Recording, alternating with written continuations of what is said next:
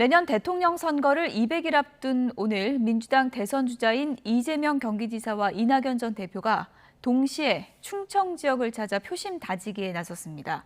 국민의힘은 윤석열 캠프에서 당 비대위를 추진하려 한다는 보도 이후에 진실 공방이 벌어졌는데요.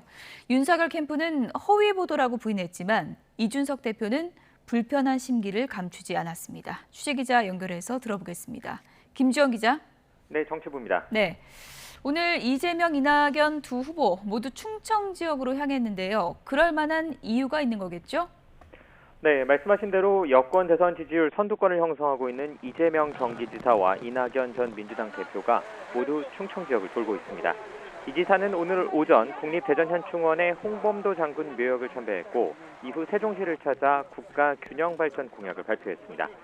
오후에는 충남 지역에서 기자간담회를 하고 천안아산 상생협력센터도 방문합니다. 이낙연 전 대표 역시 오늘 오전 천안시에 있는 유관순 열사 사당을 참배한 뒤 천안시 수해 복구 지역을 방문해 수해민을 위로했습니다.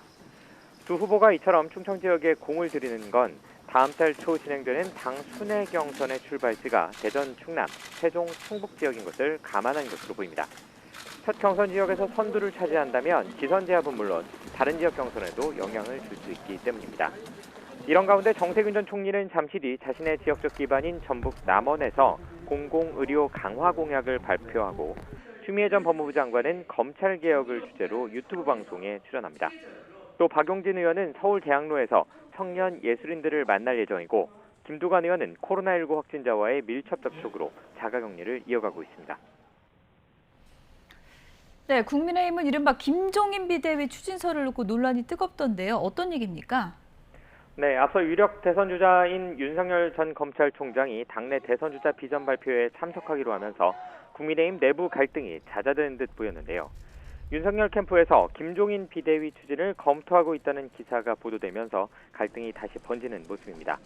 당내 대선 주자인 최재형 전 감사원장은 자신의 SNS에 변화를 바라는 국민의 열망을 외면하는 자폭 정치라고 비판했고 홍준표 의원도 SNS를 통해 당대표를 흔들어 당권을 장악하고 대선 패배 후 공천을 보장받을 심산이라면 정치를 그만두라고 쓴소리를 남겼습니다.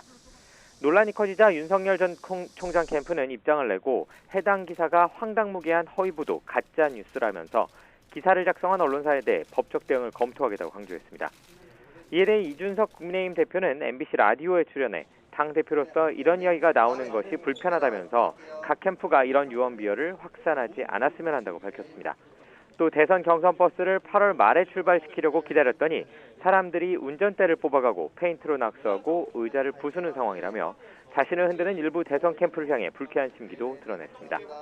이런 가운데 최재형 전 원장은 지난 6일 대구 서문시장을 방문한 자리에서 마이크를 들고 지지를 호소해 대구 선관위로부터 서명 경고를 받은 데 이어 또 한 번 선거법 위반 논란에 휩싸였습니다. 이번에는 대구 경북 재경향후 회장단 지지선언 행사에서 불법으로 선거운동을 했다는 의심을 받고 있는 것인데 중앙선관위는 법 위반 여부 검토에 나섰습니다. 지금까지 정치부에서 YTN 김주영입니다.